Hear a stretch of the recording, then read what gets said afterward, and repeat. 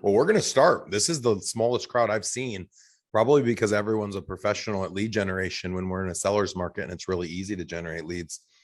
But I'm very excited about the topic today. We will give people a couple minutes to get on here and do a few housekeeping items. Catherine, will you speak to the upcoming team building workshop that we have in March? Yeah, and I do want to say that we are, since I have been saying it on the last few calls, that we are not going to family reunion anymore as ERS. It just isn't going to work out, and it's all kind of, anywho. So our next event is our team building workshop in Omaha on March 21st and 22nd. The 21st is the investor workshop with Clint Bartlett, and it's full day of, investing content. And then the second day is the team building workshop, which is Kevin, Jeff, and Andy speaking to operations, systems, and strategies, team building, the future of teams, the future of real estate, all of those topics. That's the 21st and 22nd. And then as clients, you do get that at a discounted price, and you should be seeing emails in your inbox soon about that. But if you want to know the discounted price and you want me to send you a link to the discounted ticket, just go ahead and let me know. Okay, cool. Thanks, Kat.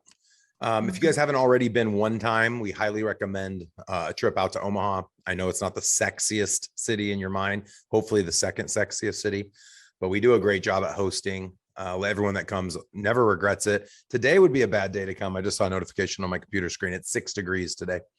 Probably similar down there in Kansas City, Elizabeth. So would love to have you guys. It's a lot of one-on-one time. You get a download of everything that we cover over the 12-month iteration of high-level team leader training. You get that download in 8 hours in one day. So of course, we're not getting into the nitty-gritty details, but you're getting a nice overview of what this year's curriculum is going to look like on these high-level team leader calls. But I think the greatest value comes out of the time outside of the workshop, just interacting. So we do a dinner at my house the last night, which is always received very well. It's usually a Cinco de Mayo party, no matter when it is during the year, with spicy margaritas, if you're into that sort of thing. And then Monday night, we host you at our office. We do a fun little dinner that we cater in, and it's a great time. So would love to have you guys check that out if you can make space for it. Of course, bring your significant other, bring your operations partner, whoever you feel is the most important inside your leadership team. And we'd love to see you here in March. And yes, again, as a reiteration for those just coming on, we unfortunately can't make it to Orlando. We had some scheduling conflicts, and there's still some moving pieces going on with family reunions. So anyone in the KW world that is attending, we will miss you, and we will plan on seeing you at the next event. We will be, however, attending the Boomtown Unite conference. So for anybody that is a Boomtown client that's kind of on the fence for going to Unite, we always highly recommend Unite. They have a lot of great breakouts for individual agents and teams. And I was actually recently invited to lead a high-level team leader mastermind for 2 hours on the main stage with team leaders. So if you are part of Boomtown and you are going to attend Unite, definitely make sure you reserve a spot for that, because I'd love for everyone that's an ERS client to be able to speak up during that mastermind. And part of what I'll talk about today has to do with our tenure, literally over 10 years with Boomtown when it comes to lead generation. Most of you probably already know I have a podcast out there called the Team Building Podcast with Jeff Cohn. Of course, it's owned by Elite Real Estate Systems, and it is the tip of the spear for us when it comes to lead generation to bring people into our coaching organization. On that podcast a couple months back, I interviewed Greer Allen, and in preparation to that interview, I dove deep into all of the successes we had over the last 10 years with lead generation and lead conversion on the Boomtown platform. And so as we get into this topic for the month of February, lead generation, of course, we'll start talking about what CRM system you're using on the back end for converting the lead, but what systems and tools are you taking advantage of for generating the leads as well. So without further ado, I see more people popping in. I would love a quick request that anyone and everyone on this call has their first and last name and then their city, state. Chris Holloway, thank you for being a good student. Juan, thank you, sir, for being a great student. John, thank you for having the name proper in there.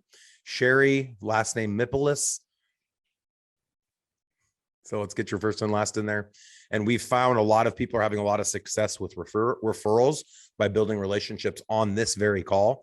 and something that I know a lot of our high level team leader clients take for granted is everyone that's present today. Obviously, you get the advantage of getting able to interact with us, ask questions in the Q&A portion at the end. But there's a lot of people that watch the recording. And some of you may have noticed sometimes we'll make some of these calls available on our podcast as well. So people that are watching the recording are going to see all of your names and your city, state as well. And it'll give us a better positioning in building those relationships of trust so we can do referrals back and forth. You might even find recruits going that way. Lead generation, super sexy. Everyone likes to talk about it. Most people, when I ask directly, what's your system or what's your process for lead generation, they don't have a really well thought out and defined system or process. So I'm going to start today by asking 2 or 3 of our ERS clients to spend 1 minute sharing with us what their well defined and well thought out lead generation process looks like for 2022. Who wants to go first? Anybody? Well thought out process or system for lead gen in 2022. Who's going? Nobody will volunteer for this. Okay, here we go. Peter Knapp. Go ahead, Peter. You got to unmute yourself quick. All right, cool. We have right now we've had a good amount of success with Zillow last year. So one of our agents is dedicated to doing that. It's got about a 2x return on it. We've heard other things are best. So we have right now I have 4 agents. So we're hiring another agent, and then we're going to do Andy's actually working with us. It's an ex-client of ours who now is remote, and she's going to start doing the calling for the expireds, withdrawals and things like that. Those go over to me. And then we're going to do Google ads, and we don't do Boomtown anymore simply because a company provided a website, but we're going to follow your exact map for Boomtown lead generation and follow up through Google ads. Okay. So the follow-up questions to this question, and you get to be the guinea pig. So everyone else that goes after you, be prepared. No problem. What is your monthly spend? On Zillow, it's $3,000. But you don't have any other spend yet, but that's the plan. Yeah. Okay. Yep. And then out of a $3,000 spend, how many leads do you expect to get? Or what would your cost per lead be? 8 to 10. Zillow's expense in this area, our average price point is the $650 to $750. So our monthly leads with Zillow are 7 to 10. Mm-hmm. And we actually have about a 1.5 to 2 conversion rate because the way Zillow's changed them, they're just a lot warmer now. Okay. So if you spend $3,000, your expectation would be how many leads? To get 7 to 10 leads and to get 1.5 to 2 closed transactions on them. Okay. And you mentioned a 2x return. So if he spends $3,000 in 1 month, his expectation is to make $6,000. Correct. Yep. We did last year. We spent $36,000. I think our return to the team, not including the agents, spend was $78,000.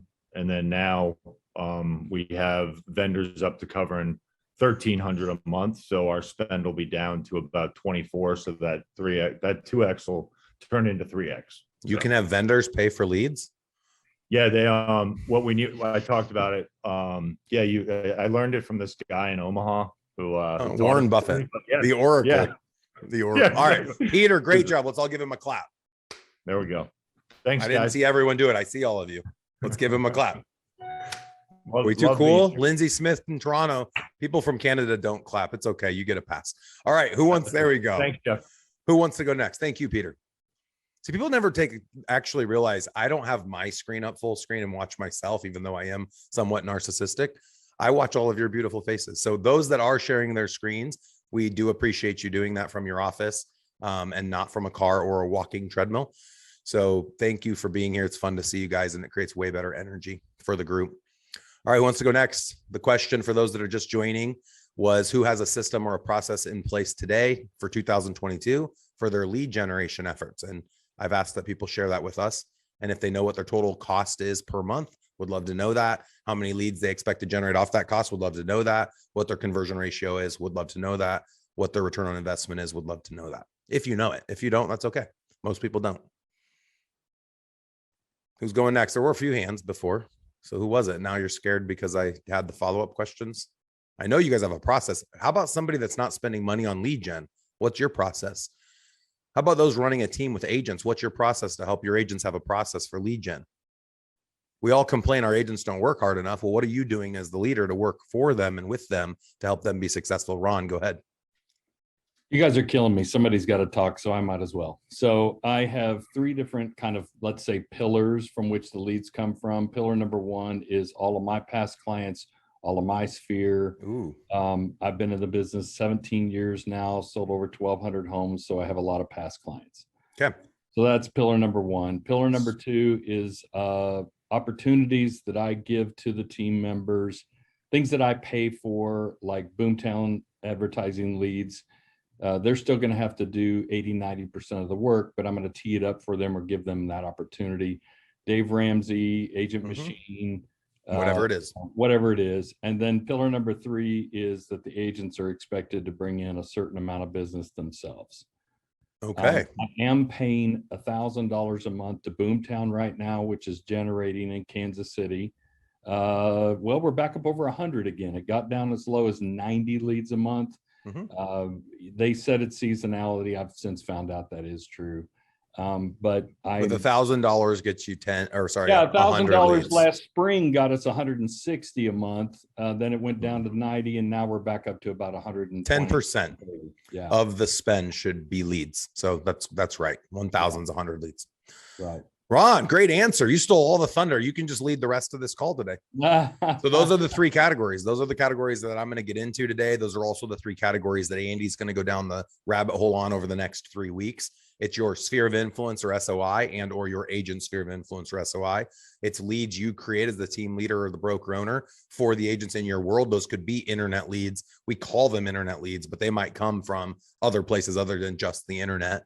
But mostly it's social media engagement. It could be a sign call. It's obviously Google ads, Facebook ads, Zillow, realtor.com, any of the other CRM systems that generate leads. It's an internet lead. And then third is outbound prospecting efforts. And outbound prospecting efforts is anything outside of the things we just talked about. It's not your SOI. It's not an internet lead. It's door knocking. It's open houses. It's direct dialing a neighborhood. It's postcards. It's an event you host at the office with someone that's not part of your sphere. And those three different ways of generating leads is what we're going to focus on for you guys, not for you personally, for those that are still in production, but for you as a leader to help your agents find the space in which they can create their own leads and be successful in the real estate industry. And the biggest dysfunction we've seen as we have interviewed and trained and coached thousands of real estate teams over the past 6 years is that most people, A, don't have a process, and B, the ones that do have a process focus on one of those three lead channels. They don't focus on all three. And I'll share the same story I've shared in the past. And that was my first year in the business. My first full year was 2007. And out of the gate, I wanted to generate internet leads if I could. And I was one of the first agents to have a Facebook page because it required a university email address. I think I had to end with edu or something to be on Facebook. And so I created that back in 2006. And so I started using Facebook. I started doing YouTube videos. I started to get online.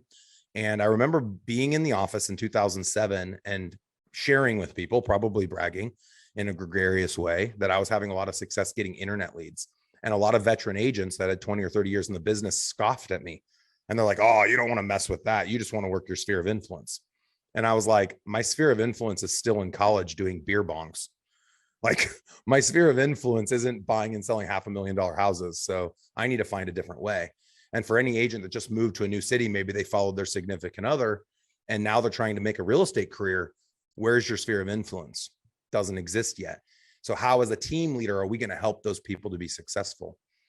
How as a team leader, are we going to empower? Are we going to train and hold accountable these people to certain metrics surrounding their lead generation efforts? And everything, Ron, you shared, and Peter, what you shared as well is right. You have to have a system. You have to have a process. You have to know. And if it doesn't cost money, that's fine. But make sure that your agents know where to spend their time so they make the most amount of money in the least amount of time with the least amount of energy. And as a true leader, it's our responsibility to be able to provide them that. So over the next 15 to 20 minutes, I'm going to go through each of the types of leads and share with you maybe the top 3 or 4 bullets of what we do. And then Andy, over the next 3 Thursday high-level calls, is going to spend the entire call on each of these 3 lead sources and go all the way down that rabbit hole and help you guys know exactly how we implement each of these different strategies. So kicking it off with SOI, sphere of influence. I know, Ron, you mentioned you had done over 1,200 deals in your 17-year career. I'm sure with the support of administrative staff as well, and maybe some additional leveraged agents. Right now, I think we're almost to 10,000 deals, and I've been in the business 15 years. That's including brokerage sales in the last 2 years that we've ran the brokerage. But we've done a lot of transactions. And one of the things I'm really happy that we did right was track where those transactions came from. And what we have found over time, when an agent first joins the office in their first 12 months, a majority of their deals don't come from their SOI. They come from the leads the brokerage is generating and or from the agent's outbound prospecting efforts. And we always made the mistake of assuming that was because they didn't have an SOI or didn't know how to work their SOI. But human nature is people don't feel comfortable working with the people that know, like, and trust them until they know what they're doing. And in an agent's first year, do you think they know what they're doing? Do some of us on this call still feel like we don't know what we're doing? People ask me all the time, how many deals until I'll know everything? And I'll say, you'll never know everything. So how many deals till you feel like you can do a good job for someone? I think the number, everyone think, and then I'll tell you what I think. How many transactions would you need to do on the buy side and the list side until you felt like you knew about 95% of what you needed to know to be awesome at being a real estate agent? Is it 5? Is it 20, 50, 100? And everyone has their own perception on this. I've always said 100 deals. When I do a deal with a person that's done over 100 transactions, it goes a lot smoother than someone that's done 10 or 20. You know enough to be dangerous when you've done 10 or 20, but you become an expert, I feel like, at 100. And most agents never do 100 transactions in their career. Most people that you see that say they're a real estate agent online have never done 100 transactions. And it's kind of scary. And it's what's given the realtor, I think, a poor image. I think there should have been a requirement that agents worked with a mentor inside of a brokerage or inside of a team until they had done 100 deals, and then they were allowed to go off and do it on their own. Imagine a dentist in their first year not having a process to learn how to be a dentist. We'll wing it on the first 100. That's how realtors are. And we allow that to happen, by the way. So going into sphere of influence, I myself had worked in the business for 5 years, from 2007 to 2011, and sphere of influence was the best. And the reason the agents in my office were hoity-toity and had their nose up high and said, I only work my sphere of influence. I can't believe you'd work internet leads or do outbound prospecting. It's because they had already reserved themselves to what they had accomplished in their career. They didn't want to grow. They were okay playing defense and not offense. And there's a lot of agents today playing defense and not offense. They've built a big enough network that they can live off that network, making $75,000 a year or $150,000 a year, or whatever the amount is that they have chosen to be complacent with. My challenge was I was 23 years old with $50,000 in student loan debt, and I wanted to make $100,000 my first year, and I didn't know what that could grow into after that. And so I wanted to try everything. And your agents that are joining you are in the same situation.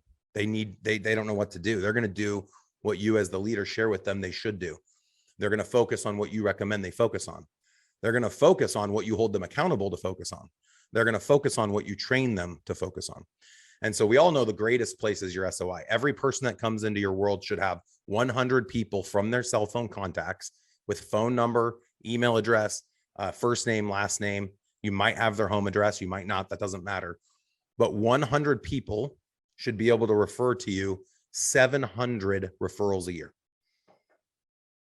And there's studies out there that have proven this. NAR has discovered that every human in your world that knows you, likes you, trusts you, comes across 7 people a year with whom they can be the referring entity and the deciding factor that person refers something back to you. So when you think SOI, I know everyone today probably thought about engaging the SOI because you want them to buy and sell a house with you. But the truth is the focus shouldn't be getting anyone from your SOI to buy or sell. The truth is you should be getting people from your SOI to refer.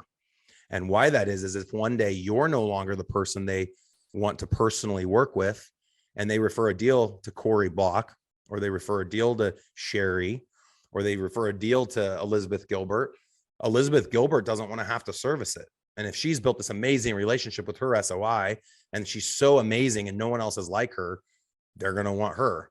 And so the intent as the leader, if you're looking to scale and you want to move outside of the work or the job of real estate and focus on building a scalable, growable business, you need to teach your network that it's not just you that's so amazing and so fascinating up on a stage holding a trophy, which is what most realtors do.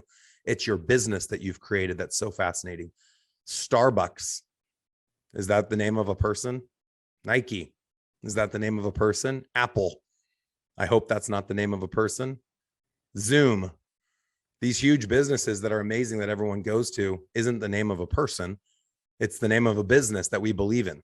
So it was my intent when we launched our team, Omaha's Elite, that people didn't care that it wasn't Jeff Cohn personally servicing. I was able to tap my sphere of influence, train them on how to refer business to Omaha's Elite Real Estate Group, hand it off to Andy Cuny or whoever it was within my world. And they felt like it's the Jeff Cohn company. It's the Omaha's Elite company. They're going to get the same service that they would have gotten had it been me that serviced it. Ron, have you completely stepped out yet of servicing your clients? I had up until April of this last year, but because of losing a couple of agents, I was forced to step back into the listing side a little bit, but I'm trying to hire a couple more so that I can pull myself back out again. Cool. Well, and thank you for your honesty on that. Would you agree? I'm curious out of your perspective from your engagement with your SOI, do you feel like it was easy to just build the system that you could then refer off to your agents? Or did you find that when you were no longer the guy that people didn't want to send to you and they sent to somebody else? Well, I personally didn't have a hang up about it. I felt like our systems were great, that any one of my agents that was personally trained by me should be able to take over as if it was Ron Henderson. So I don't have any hang-ups about saying, oh, I'm the best thing since sliced bread and they only want to work with me. We've had numerous clients over the last few years that have bought and sold 2 and 3 houses with the team and never really worked directly with me, but they keep coming back to us. Okay, perfect. Good feedback. I know for me personally, I made a big mistake when I went from being the person working the deal to being the person that referred the deal off. I wanted everyone in my world to know that I no longer was a real estate agent, that I now owned a team and I wasn't going to personally work the deal and I was going to refer it off and look at me. And it was all about me being so successful that I didn't need to work the deal any longer. And what do you think happened to my SOI? Everyone said, oh, Jeff doesn't work deals any longer. I'm going to give it to the next person I know that's a realtor, because everyone knows 5 realtors that they like. And so I lost a lot of business by the way I chose to exit. No one needs to know it's not Ron Henderson, right? No one needs to know it's not Jeff Cohn. And on the initial call, would you guys like to hear a dialogue call on how I'd hand off an SOI lead if they wanted me personally? Who here thinks that somebody wouldn't work with one of your agents? They think they only would work with you. There's no way they'd work with your agent. I know some of you are in that world right now, but you don't want to raise your hand. LJ, why don't you role play with me? Unmute yourself. And I would like you to be a lead that wants Jeff Cohn. You know me, like me, trust me. We've been together several times at different events, and you want to come to Omaha and work with me to buy a property. And you hit me up like, Jeff, I'm going to go buy a property in Omaha. I'd share with you guys in 60 seconds. I'm going to role play the first part of this conversation, how I would tee up an SOI lead that I'm going to refer out. Now, if you're in a Ron situation where you're working to make the most amount of money, least amount of time with least amount of energy, you might take listings that are $500,000 or $1 million price point, because that ends up being like $5,000 an hour in my experience. But there might be certain opportunities that Ron says, well, hey, this is only $130,000 buy side. It's not worth my time. I'm going to kick it off. So LJ is going to be one of those people that isn't worth my time, in air quotes, that I want to refer off, but I still want him to be taken care of. And I don't want him to feel like I didn't have an interest in working with him. All right. Ring, ring. LJ, what's up, man? Jeff Cohn, how are you? Hey, Jeff, it's great to see you. We had a great time in Phoenix. I just wanted to check in. I've been thinking about potentially buying a property in Omaha, and I know you're the guy to speak to. Oh, dude, that's awesome. Well, I really appreciate you thinking of me. I know you had mentioned maybe picking up a second property that you might use as an Airbnb. When are you thinking about coming? I'm going to be there in March, actually. I think the 20th to the 21st or 22nd, I believe the dates we lined up. So I'd like to kind of get the process rolling to queue this up. Perfect. Let me pull up my calendar real quick and just look at those days. What location are you thinking about buying in? I mean, to be honest, I don't know much about Omaha, so I figured you'd kind of hold my hand with that. Yeah, absolutely. We will for sure. What's your price point? Have you decided yet? Yeah, I mean, look, it's going to come down to a bit more information on the numbers on the investment side for the Airbnb, but I think somewhere about 500 should get me a pretty good place to Airbnb properly, you know? Okay, perfect. And your time frame, how soon until you think you want to do something? I mean, in a perfect world, when I come in March, we have the visits lined up and then we can we can kind of make a decision, hopefully after seeing 10, 15 places, and let due diligence happen while I'm back in Montreal. Okay, cool. Well, we definitely look forward to working with you, LJ. What I'll do, if it's okay with you, is capture all of your information. I know I probably have it already in my phone, but just want to verify it's all correct. I have an agent who is an expert in working with Airbnb. He specializes in that price point. I think you'd be super happy working with him. Would love to set up a time for you guys to meet over the phone first and foremost, so you can feel comfortable working with him. He has a small buyer presentation that he'll share with you that takes you through all the processes that you get when you work with a KW Elite agent. And then when you come in March, I'd love to sit down with you, maybe for a little bit at the office, or maybe we go grab coffee. Want to see you. And then of course, he'll take a great care of you. Is that all right if I share your contact information with him? Yeah, you could definitely share his contact with me. I'm happy to hear the presentation.